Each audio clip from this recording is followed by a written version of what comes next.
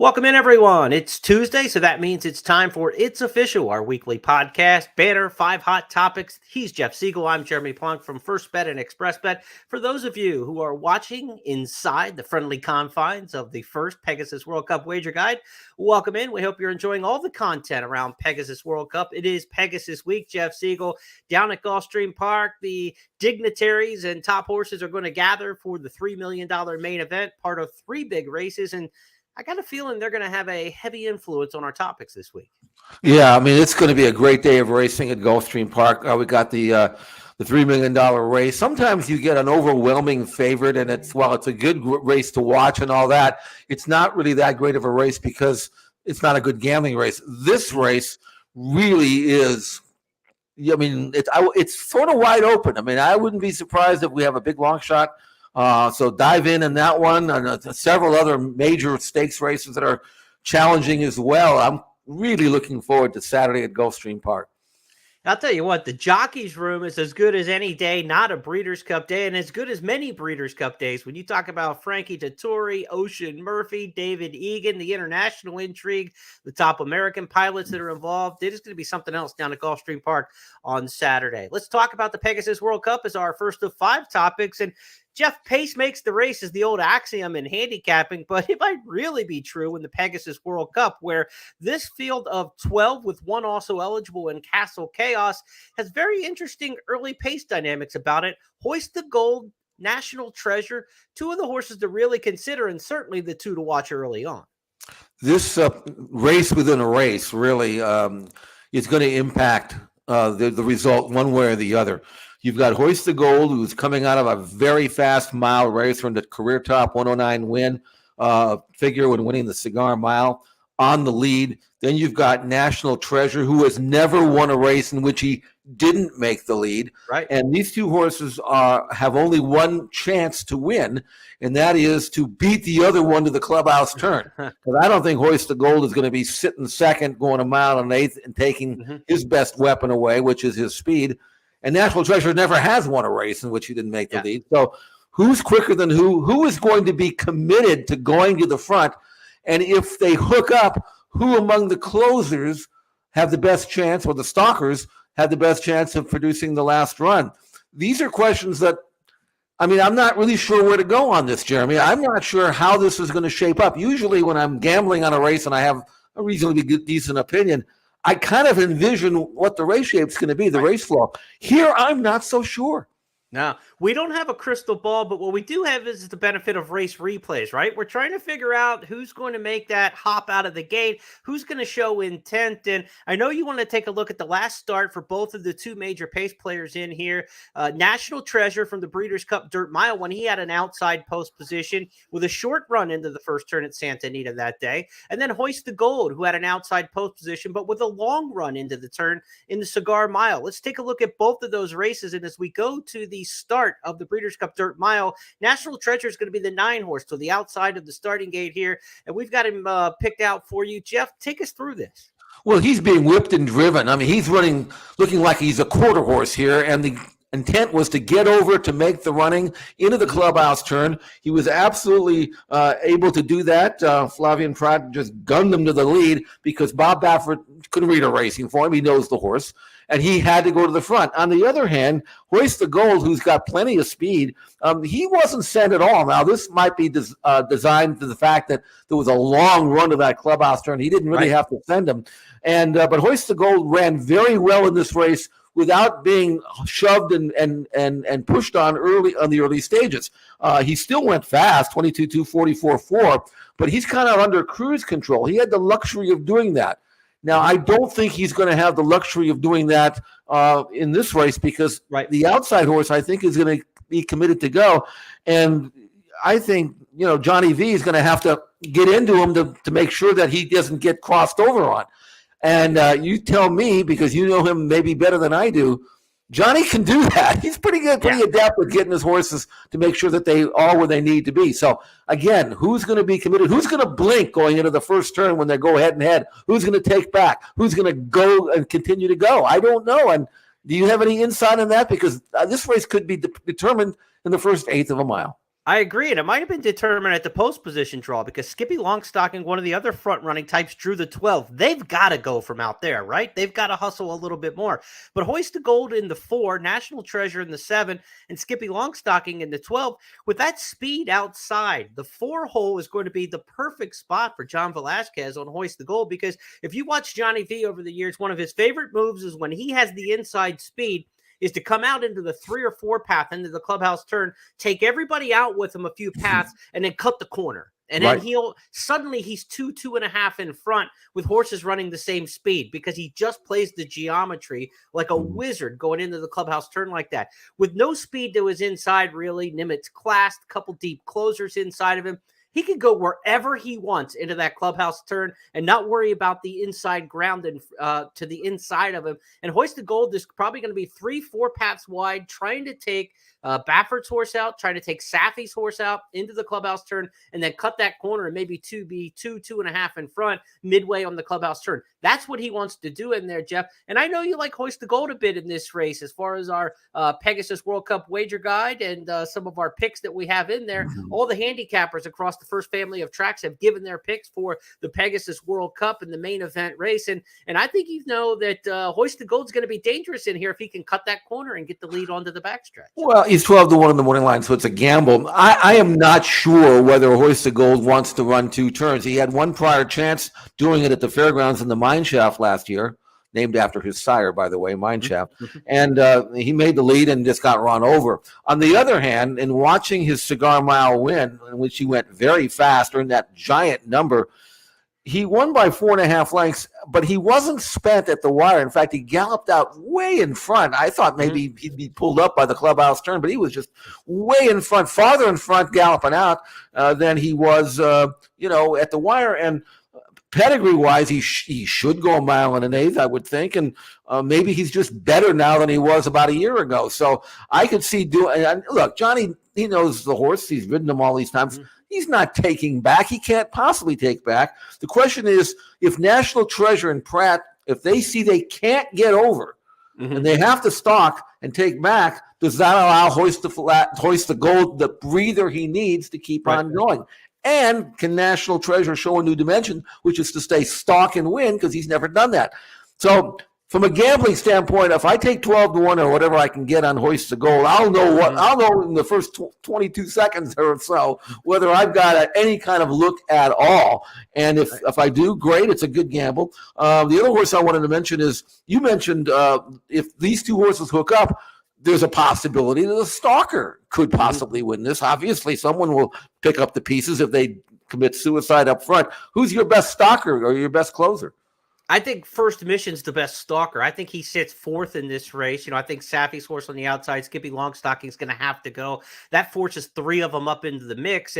And First Mission wants to be pretty forward in this race, but I don't think he's going to be 1-2. And sitting 4th just might be a beautiful trip down the backstretch. He's got very good brisk late pace figures for a horse who stays that close to the pace. And if he can outpunch the others in the stretch, it could be a victory for the Brad Cox trainee. Of course, Cox had the favorite last year, Cyberknife, who's kind of a lukewarm, loose favorite in this race last year. This horse comes in, I think, with a little bit better credentials in terms of matching up with this particular field.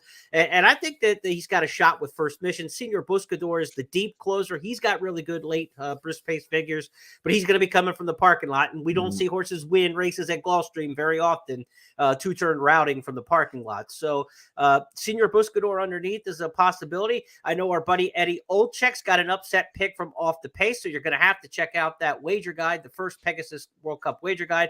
Go to first.com/guide or check it out on the links on any of the First or ExpressBet platforms to get that wager guide. Eddie's got an upset pick in the Classic as well. Now, if you want to take Jeff on this weekend, I want to remind you that he's the host in our ExpressBet Beat the Host contest coming up this Saturday. The 19th annual ExpressBet Beat the Host marches on through 3 weeks. I think there's only about 20 players left who can sweep the host all 8 weeks. This will be week number 4 of the contest. Jeff will have his picks on the website at post time for each race. The final 5 races on the card at Gulfstream on Saturday, the first 5 races on the card at Santa Anita on Saturday. So be sure to play that free handicapping contest. You're basically making 10 $5 wagers. It costs you $50 to play the contest in the win pool. It's pari-mutuel, so try to rack up your total and beat Jeff Siegel for your share of $60,000 in seasonal prizes and cash. It's the ExpressBet Beat the Host contest. Be sure to check that out this weekend. Jeff Siegel, you better warm up. I think you're going to be in the gym with the sweatband on and training all week for that one. I will be. And the good news is I've already got all the PPs for Gulfstream Park. Yep. I can get a head start on that. I'm going to be doing heavy work for Santa Anita because I'll be hosting the simulcast show for Saturday and Sunday. So I will definitely be prepared for that. So no excuses. I mean, if I pick 10 losers or so, then it's not because I didn't do the work. By the way, I've done that before, so that's within the realm of possibility. You never know. It's like, I mean, I might have a good day, I might not. I don't know. I'm shake me on. You've got a pretty decent chance of beating me, at least based on prior years anyway. All right, let's get it this week, Siegel. Put him down and make him pay this week and beat the host. All right. We go to our second topic this week on It's Official. It's the Pegasus World Cup Turf, and we're looking at a horse who's unbeaten, unproven, and untested to this point. 3 for 3. The name is Integration. Laurel Valley has kicked. Equitize is now sprinting for home. So is Integration, and Integration is trying to fend off an I'm Very Busy who's trying to move towards the outside, but Integration is just sprinting clear. Look at this run, is drifting well out, but Integration is now opening up on this field, is well out into the turf course, but no doubt about your winner. Integration, much the best here at 4 to 5 in the Hill Prince. You don't draw off like that too often on the turf. We'll look at another one a little bit later that drew off even more, but these are exceptional performances when you win by daylight in grass races like that. How good is this horse Integration heading into the Pegasus World Cup Turf? Well, you don't, as you mentioned, you don't win off on the grass usually by many lengths. It's, you can win by 2. It's like 4 or 5 on the dirt, but when you win by 5, like this Cole did, it's almost like winning by 10 on the dirt.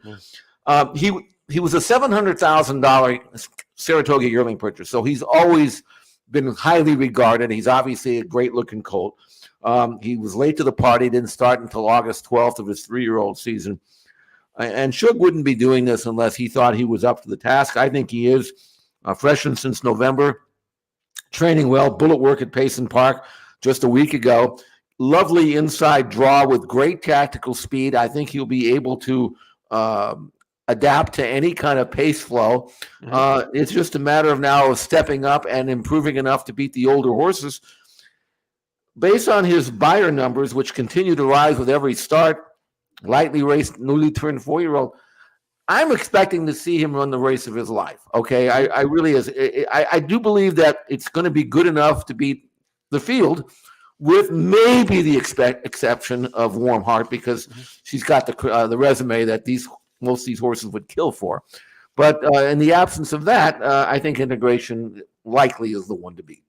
This is supposed to be a feel-good story. A 3 for 3 horse, a 3-year-old taking on elders for the first time and getting out of the 3-year-old ranks, now age 4, stepping up. He's done everything. This is his proving ground. We get a battle of the sexes with the filly Warm Heart taking on the boys. But it just never turns out that way, right? Feel-good stories aren't for horse racing. No. Sometimes we're talking about the jockey situation with Integration this week that caused some consternation. So folks online, obviously, and the rider himself, Kendrick Carmouche, wondering, what the heck did I do wrong? Hall of Fame trainer Shug McGahee pulls the plug on Kendrick Carmouche, who's ridden this horse to victories in those recent stakes races, and goes back to Tyler Gaffalione, the Virginia Derby and the Hill Prince, ridden by Kendrick Carmouche. Tyler Gaffalione rode in the debut, and now Shug goes back to Tyler Gaffalione in this particular spot because of experience over the turf course at Gulfstream Park. What say you, Jeff Siegel? Well, yeah, this is a situation where Kendrick thinks he deserves the mount because he rode him in his last 2. Gaffalione, however, did ride him in his debut. Now, when I had a lot of top-class horses with Team Valor and we were deciding who to ride, I would always tell the agent this. I said, look, we want you to ride this horse, but because you rode him, or we want you to. But if you can find a better horse, if you really think you can find a better horse, Right. than ours, then by all means ride them. I mean, Mm-hmm. loyalty is one thing, but you got to do what's best for you. So if Mm-hmm. you think you've got a better horse, we're not going to get mad at you or anything like that. We're going to understand that you have a choice to make and ride the better horse that you think.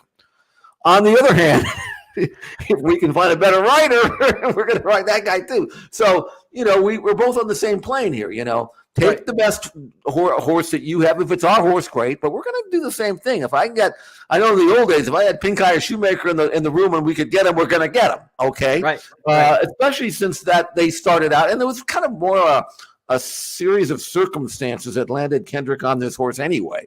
I mean, Right. he was at Colonial, so he rode him. He was in New York in November. He rode him there. So I understand that. But hey, for $3 million, or whatever this race is, this is actually $1 million race, not three, the dirt races. You got to do what's best for you, for your horse, and for your owners, and what you think is best. And I know Karma is one thing. Maybe Kendrick thinks Karma will get Integration beat. I don't think Gaffleone will. So I'm with Suge on this one, but that's just me. Yeah, and look, a lot of the same people that are crying the blues for Kendrick Carmouche were the same ones lauding Javier Castellano throughout 2023 on social media and how he got hosed for the Eclipse Award. Let's not forget, Javier Castellano going to the Kentucky Derby was supposed to be riding Race Kane. Right. But those owners wouldn't let him wear the Jeff Ruby pants in the Kentucky Derby, so he said Sirenard to them, spun them, got on Mage, won the Kentucky Derby. Then when it came time to the Belmont Stakes, he won it with Arcangelo. And when Mage and Arcangelo were supposed to go against each other, he said, I'm not riding the Derby winner. I'm going with the horse who I think is best. Jockeys ride who they think are best. Trainers ride who they think will be best. There is a two-way street to this. Spinning trainers and spinning jockeys is a turnstile in this game, Jeff. It happens both directions. I can't fault it. And again, when Suge makes the comment, and I'm a bit of a Suge homer, we go back 20 years plus. Sure. Me too. But when he says, look, Kendrick hasn't ridden this meet, it's a brand new turf course. Gaffleone has ridden over this new turf course in $1 million race. I want to go with that experience. That's justification enough for me. I'm fine with that answer right there because it is a new turf course. If you're at Aqueduct and you're going to fly somebody else in to ride over Carmouche, now we might have ourselves a talk, right? I mean, if this race is at Aqueduct on the main or on their turf course back again, then you can have that conversation on whether or not you're yanking the rider for, just going for a bigger name. But in this case, hometown track for Gaffleone. He's ridden there all season long.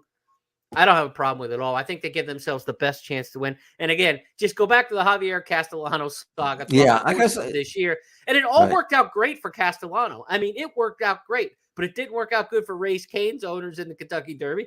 And it didn't work out well for Mage in the Travers Stakes, right? I mean, somebody wins and somebody loses when we make these changes. So it goes both ways. It does. It'll be interesting to see how the race shapes up. But Integration, the funny thing about him is he's kind of an easy horse to ride because he just kind of falls into the right spot and then you push a button and you go.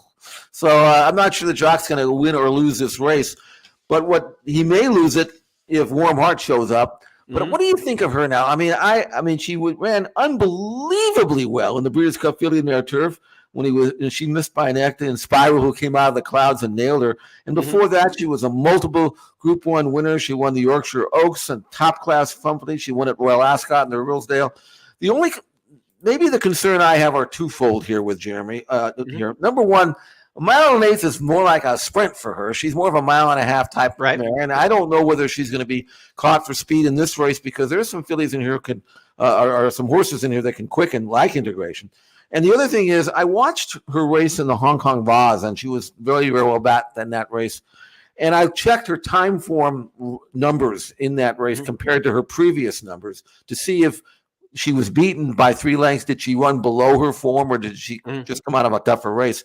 Turns out Warm Heart really did run well below her best that day and really kind of waved the white flag under pressure in the final furlong and got beat after leading the way in the upper stretch. And now this is her last race of her career. I mean, she's had 10 races now since the last year, and I just don't know whether the last race of the year and the shortening and trip and the firm ground and all that, I just don't know whether I can expect her to show up with her A game. And that would be my gamble against her, knowing full well that if she does show up with her A game, she's more likely going to win. But, this is gambling. You got to take a stand somewhere.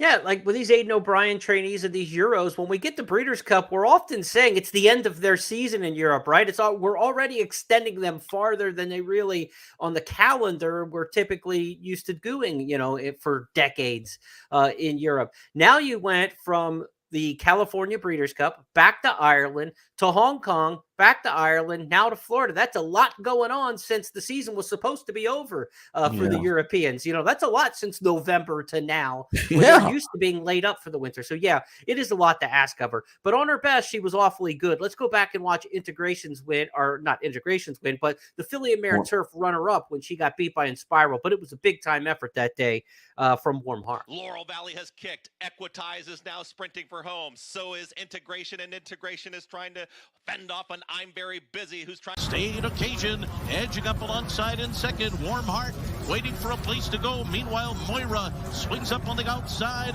Fev Rover is right there in contention. Nothing yet from Inspiral. She's going to weave to the outside.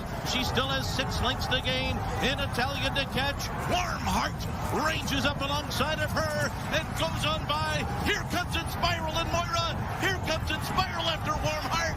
Inspiral! And Frankie Dettori timed it right. Warm Heart was next. Moira and Win Maryland. That was the Filly and Mare Turf on Breeders' Cup Day. The Filly and Mare Turf is our next topic on Pegasus World Cup Day. It'll be race number 10 of 13 on the card. Do we have ourselves a superstar or a one-hit wonder? We are talking about a filly who came to the U.S. in the Cardinal Handicap at Churchill for the first time, named Star Fortress. She kind of came in unknown, and she left with quite a reputation. Let's go back and take a look. And Star Fortress switches to the far outside. They're off the turn. Walkathon cut the corner. Saffron Moon traveling well. These two head and head for the lead. Star Fortress is rocketing down the top of the turf. And here comes Star Fortress from last to first in the blink of an eye. Star Fortress just like that. In front by 7. Oh, she's running away from them.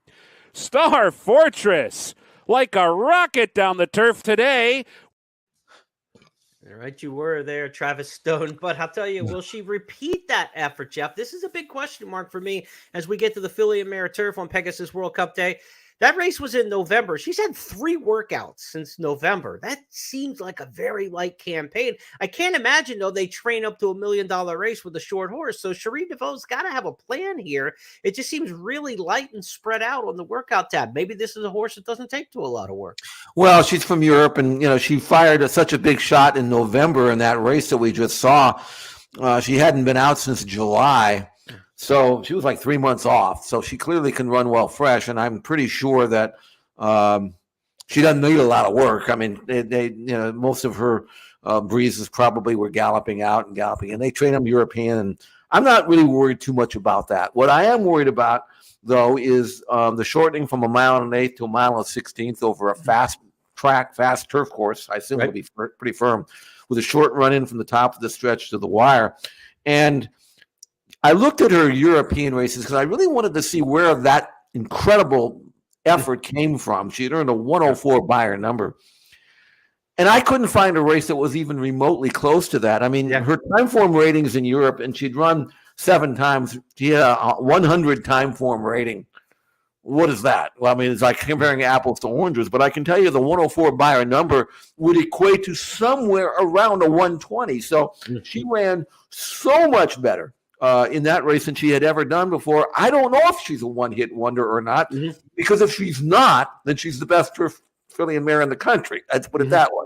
But if she is, and the conditions of this turf course are such that don't favor her late running style, then maybe she'll be vulnerable. This is another one of these races where we talked about this in the classic, the first race. I mean, there are variables in here that you really can't account for. I mean, you have to either gamble and try to be right and if you're not, you're not going to win, or just try to guess right. I don't know. I think she's terrific, but I also think that given these conditions, I'm not sure that we can expect anything close to what we just saw. And if that's the case, then maybe she's vulnerable, and maybe she won't beat a horse that I like, that the one that I'm going to gamble on, and that's Ruby Nell, who I know in my own backyard here at Santa Anita, and I know her well. I've seen her ever since she was here, ever since she started training, and she breezed in 58 and change the other day, and I have never in my life seen Ruby Nell this good. This is the end of a 58 and change work over a deep track, a dead track. Now, let me just say this about Ruby Nell. They gave $1.2 million for her, so this is not unexpected that she's this good. But she's the kind of filly who can win on dirt. She can win on turf. She can go to the front and just wire the field. She can come from off the pace, and she has never been better. And the form really has held up, Jeremy. Just won a race, won a little stake race that she completely outclassed the field. She was 20 cents on the dollar. But earlier than that, she won the Autumn Miss, and she destroyed Anisette. You know, so, I mean, I don't know what more she can do other than the fact that she hits this field in such a manner that, I mean, 8-1, I don't know what price she's going to be, but if someone could get me 8-1 right now, I might just make a stop at the bank. That's all I can tell you. Because I don't think she'll be 8-1, but I mean, if she is, man, I'm diving in head first. I can tell you that. You've got Didier in here, who had the win streak snapped last time out in the Filly and Mare Turf. Didn't run well that day, but she's a come from behind her for sure. Fluffy Socks comes from well off the pace. You talked about the favorite with that one big run that she made, Star Fortress, in her one U.S. start. If she repeats that form, you figure she's a big closer in here. So if you're going to beat the favorites in this race, it seems like a horse near the front would be the right way to do it. So with Ruby Nell, you've got potential speed in there. Queen Goddess is interesting to me in here. She's the defending champion in the race for Mike McCarthy. Michael McCarthy. She's based out in Southern California. Her form hasn't been as good this year as it was last year, but she got a really good first over trip just from a little bit off the pace last year. Ruby Nell goes out to the front. You might see Queen Goddess get that first run at her, whereas Didia and Fluffy Socks and Star Goddess are going to be coming from, farther. Star Fortress is going to be coming from further off the pace. So she might get that first run and get the trip back. I liked her last work. We've got all these works for you. There's a special Pegasus World Cup section at xbtv.com you want to check out. We showed you Ruby Nell's work. I really liked the work of Queen Goddess last time. I thought she worked really exceptional on her own in company. She looked good. And so if she's back on form and working back up towards this, $500,000 race, she could be a factor in here as a potential repeat champion. 1 for 1 over the course and earned 100 by her number in the win. I mean, that's probably going to be close to being good enough. And I kind of thought she was tailing off towards Del Mar, but she's had a couple of months now, and she could bounce back. And again, from a pace projection position, she's going to get the same kind of trip I think she got last year. So now it's just a matter of whether she's as good now at age 5 as she was last year.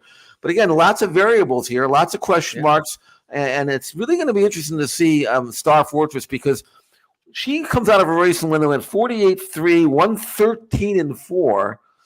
And this race, they're going to go, even if they don't send, they're going to go 3/4 and 10, mile and 33. It's a whole different type of race. If Star Fortress can adjust and do in this race what she did at Churchill over good ground, man, I tip my hat to her. And if she beats me, she beats me. But, man, I'm telling you, we're going to find out a lot about Star Fortress in this race. That'll be race number 10 on the card, the first of the Pegasus races, the Filly and Mare Turf. Then the 11th will be the Hooper, I believe. Then the 12th and 13th will be the Pegasus World Cup Turf and Pegasus World Cup. So final 4 on the card, an all-stakes pick 4. There's an all-stakes pick 5 as well. More than $20,000 in hit and splits when you play the pick 4s and pick 5s this weekend at Gulfstream Park on Saturday with Express Bet and First Bet. So not only do you hit your pari-mutuel winnings, but there's $4,000 or $5,000 added to the potential payouts in all those multi-race wagers when you play with First Bet and Express Bet, just shared with other players on the platform who also win. So when you bet the pick 4s and pick 5s on Pegasus World Cup Day, be sure to do it with First Bet and Express Bet. That's our wrap of the Pegasus portion of this program. For those of you watching in the wager guide, get handicapping, but stick around because we still have 2 more topics for you this week on the show. And we are talking about Bob Baffert tossing in the towel. What do we mean by that? Yesterday, it was announced on the platform X by Bob Baffert himself that he is dropping his lawsuit against Churchill Downs Incorporated, the appeal of the suspension of Medina Spirit from the 2021 Kentucky Derby. It's been tied up in court proceedings for over 2 years now. Bob Baffert currently suspended from running horses at Churchill Downs Incorporated Properties all the way through the end of 2024, Jeff. And it doesn't seem like, despite this statement and despite this admonition from Bob Baffert of dropping the lawsuit, that Churchill Downs isn't changing their mind anytime soon. No, they are not. Maybe they would have if Bob had done this 2 years ago.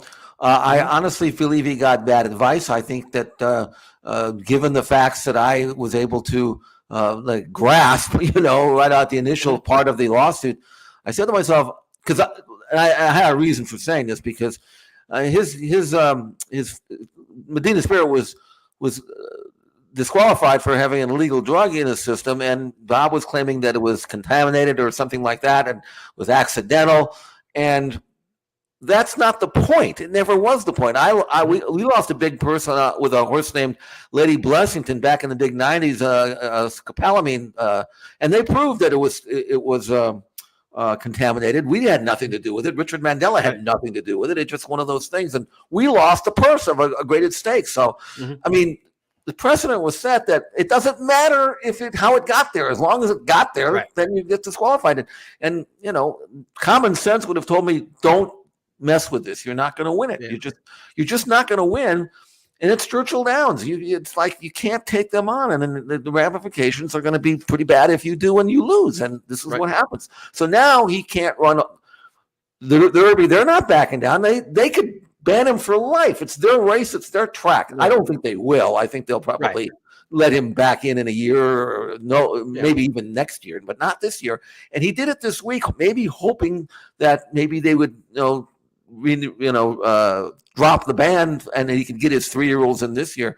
And Churchill says, nope. It's nice what you said. We're glad you're not suing us anymore, but the ban still holds. So who knows the backstory? All I know is that from my standpoint, it's too little too late. From Bob's standpoint, he'll get back in the Derby run eventually, but not this year. Right. And the timing of this, as you were alluding to, Baffert's trying to get his horses eligible for the 2024 Kentucky Derby in his name, because the decree put out by Churchill Downs in the last 7-10 days were that any horses trained by a suspended trainer have to move to a non-suspended trainer by January 29th, which I believe is the day where the Triple Crown nominees are submitted. Yes. So the deadline for Triple Crown nominees. So it's not some random day just picked out of the blue, but it is high time. As you mentioned, the 29th, I think, is Monday, right? I mean, we are not looking very far off until all the horses that under Baffert's care that could be potential Kentucky Derby starters this year will have to move. So this could have been an 11th, and it looks like an 11th hour move on his part to do a mea culpa, to say, I'm sorry, I should have never challenged this. We thank Churchill Downs. We look forward to working with Heisen and everything that they can do. And then hopefully you got some leniency, and they would say, okay, we're not going to ban your horses this year. It didn't work out that way, because it was like an hour later where Churchill Downs issued their statement saying this has no impact on what our decision is for 2024. So there will be no Bob Baffert horses as we see it right now in this year's Kentucky Derby. He's got the next 6 days as we record our podcast, 6 days out from the 29th, in order to see which one of his 3-year-olds this year will move to another barn. Some owners seem to be pretty bullish on staying with him with some top young contenders. Others are saying, we'll have to see what happens, and they're trying to wait it out and see. But they've only got 6 more days to wait until they have to make a decision, Jeff. We talked about it on our podcast last week when this started becoming news. So folks want to kind of get our opinion on the, who may move, what horses we're looking at. Be sure to check out the archives of last week's podcast. It's official. We talked about that in more depth. But 11th hour move by Baffert, last ditch. It did not seem to work. It was a Hail Mary that fell incomplete. Yeah, and not surprising. So the funny thing is that he's got Nisus, who's continuing to train terrific, and it would be a shame if he were to do what I think he's going to do in California, and that is remain unbeaten through the Santa Anita Derby for how many races he wants to run, and not get a chance to run in the Kentucky Derby, although it would make the Preakness pretty interesting. I'll give you that. On the other hand, it's up to the owners. I mean, do they want to miss out on maybe a once in a lifetime real legitimate chance to win the Derby, or what? And then we've got another one that we saw last few days ago over the weekend, that maybe better than any of them. I don't know. So Right. it's like every week we come up with a new Baffert that may or may not be in the Derby and maybe deserves to be in it. It's like there's a never-ending string of these that look sensational, breaking their maiden. The lack of Derby presence and no barn changes that we'll find out in the next week or so could be big news for tracks like Oaklawn or Maidan, because you look at the UAE Derby and that Oaklawn series where the Rebels over $1 million, the Arkansas Derby is like $1.5 million now. Right. If you can't run in the Kentucky Derby, you're going to run for the money, and those races also give you a lot of spacing and time to come back and be Preakness and Belmont Stakes type. Absolutely. And this year's Belmont at a mile a quarter, right, at Saratoga is more of a Baffert race than the 1.5 mile Belmont typically, like, because Baffert horses typically train for speed and they don't run in the Belmont unless there's a Triple Crown on the line typically. So you would think the Belmont Stakes is going to be a lot more appealing to his barn too this year, being at a 1.25 mile at Saratoga. So those races could be big benefiters right there. The Preakness, the Belmont, obviously, but also beforehand on the trail, Oaklawn and Maidan could be looking at some Baffert influence. We'll see how it shakes out here over the next couple weeks. You had mentioned that Bob Baffert's got yet another star that he unleashed in the past couple days. Our Stars of Tomorrow is always our fifth and final segment here, no matter the time of the year. But when they unleash a maiden this time of the year, you sure get excited. You start to think Justify, Mage, horses in recent years who came on late onto the scene and made their presence felt in winning the Kentucky Derby. Could May Moon be the next one? He was very impressive in the first race on the card this past weekend. Second, then it's McVeigh in third, followed by Tessuto. They turn for home, and May Moon is in charge. Moving into second is McVeigh now, followed by All That Glory, but it's lights out for May Moon in a sparkling debut. It's a rainy day, but here's a ray of sunshine. May Moon romping home at first asking, wins by 7 easy lengths. How good can he be? We're not sure. This is a son of Frosted, Jeff, who only sold for $50,000 as a yearling.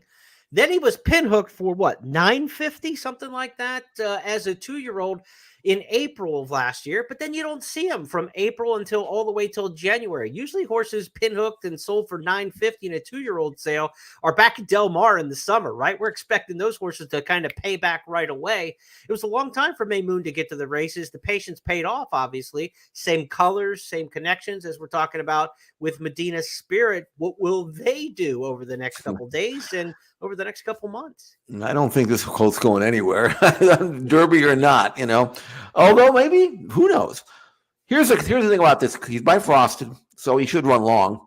Mm-hmm. He brought $900,000 in the sale, and he's saying, who in the world would give $900,000 for Frosted, or a colt by Frosted, who stands for $10,000? So I went back and watched the breeze. He went 9-3. I don't think I have ever seen a faster breeze in Ocala than 9-3. And trust me, Jeremy, he was breezing. He was really breezing. He never let him run. He could have gone. I don't even know how fast he could have gone. So I understand why they gave $900,000 for him. I've never seen a breeze that good that was that fast. Now, in terms of bringing him back and giving him plenty of time, obviously that was probably not by design. But when you breeze in 9-3, you probably have to make sure that all the parts are still fitting. After you do that. He was actually training last summer at Los Alamitos, just kind of hacking around.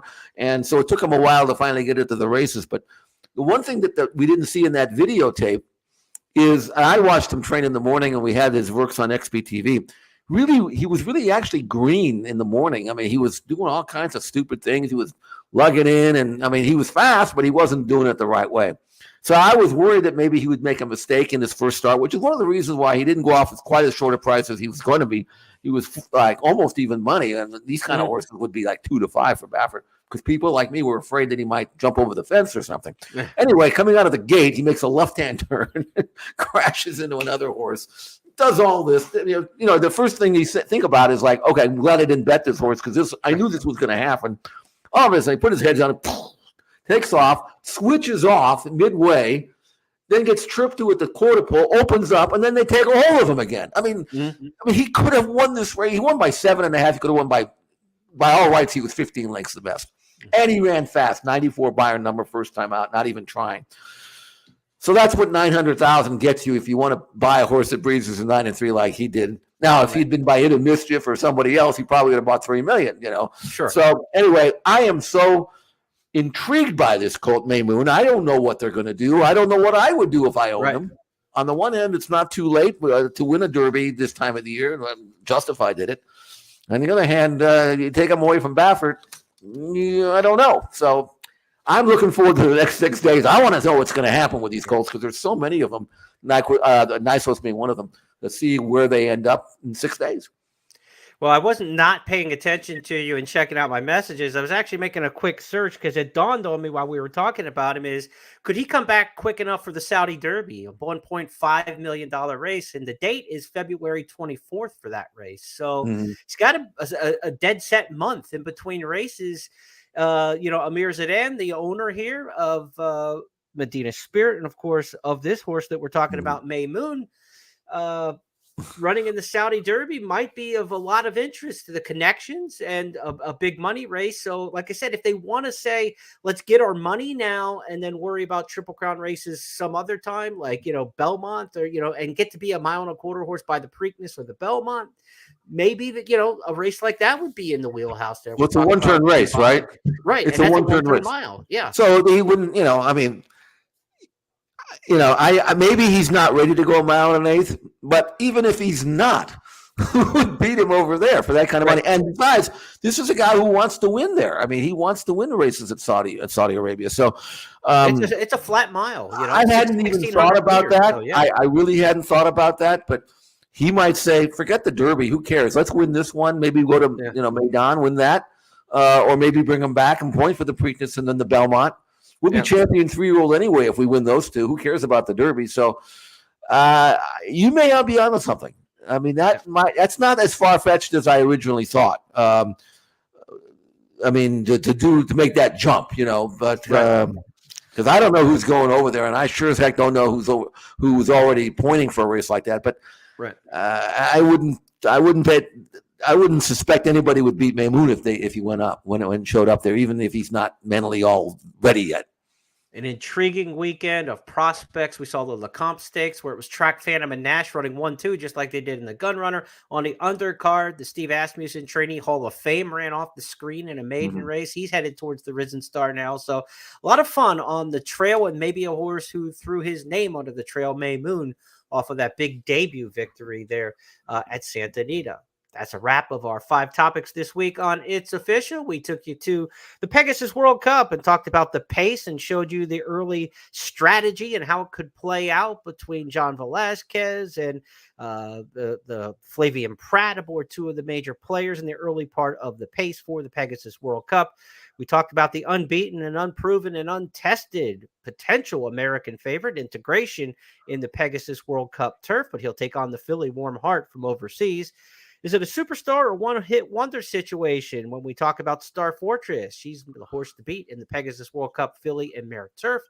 Bob Baffert threw in his towel of his appeal of Medina Spirit's 2021 Kentucky Derby disqualification. We talked about the fallout and the ramifications which go with that. And our star tomorrow, shed tear not for Bob. He's got yet another one. It is Maymoon, a dominant winner at Santa Anita last weekend. Those 5 topics are now official because Jeff Siegel said so, and I like to tag along and agree with him. So that's the way we play the game here each week on It's Official. We'll do it again next Tuesday, where there will be a heavy dose of recap of what we saw on the track at Gulfstream Park for the Pegasus World Cup. And when we get to next week, man, the Triple Crown Trail batten down the hatches, as they say, because the Southwest Stakes was canceled from this weekend at Oaklawn and moved to next weekend, which now gives us a 4-pronged attack next Saturday on the Triple Crown Trail. We will have major preps all over from Gulfstream to Santa Anita to Aqueduct to Oaklawn next weekend, Jeff. So what a fabulous time in racing these next 2 Saturdays are going to be. Well, we normally have a section called Triple Crown Tracker here. We bumped that this week because we wanted to concentrate on Saturday's program at Gulfstream Park. But we'll have that back next week. We'll see how many, if any, adjustments Jeremy will have on his rankings, which are almost the gospel as far as I'm concerned. And really, when you think about it, it's a good time of the year, and I'm just hoping for great racing at Gulfstream next Saturday. A lot of times when we run these big days with big stakes, we have nothing but a parade of 3 to 5 and 4 to 5 shots, and it's not a whole lot of fun from gambling. this Saturday, that's not it. But trust me, a lot of great undercard races, good maiden races as well. Excellent gambling. I can't wait for Saturday at Gulfstream Park, even though I will be holding down the fort here at Santa Anita on the simulcast show. But I will have that TV on. I'll be watching both at the same time. For those of you who love tournament play, it's a great weekend. Get involved. It's the Pegasus World Cup Betting Championship, one of the biggest high roller live money tournaments on the entire annual calendar in horse racing. That's this Saturday from Gulfstream. And the Express Bet Beat the Host, where you got to take down that guy, Jeff Siegel. This week, the 19th annual Beat the Host handicapping contest, the final 5 races on the card at Gulfstream Park, and the first 5 races on the program at Santa Anita. Be sure to download the Express Bet Breeders' Cup Wager Guide Pegasus World Cup Wager Guide, available for downloads beginning on Wednesday morning at first.com/guide. On behalf of everybody with First and the team putting together the Pegasus this weekend, my partner Jeff Siegel, I'm Jeremy Plonk. Have a great week, and we will talk to you on Friday when our First Call podcast will handicap the races this week.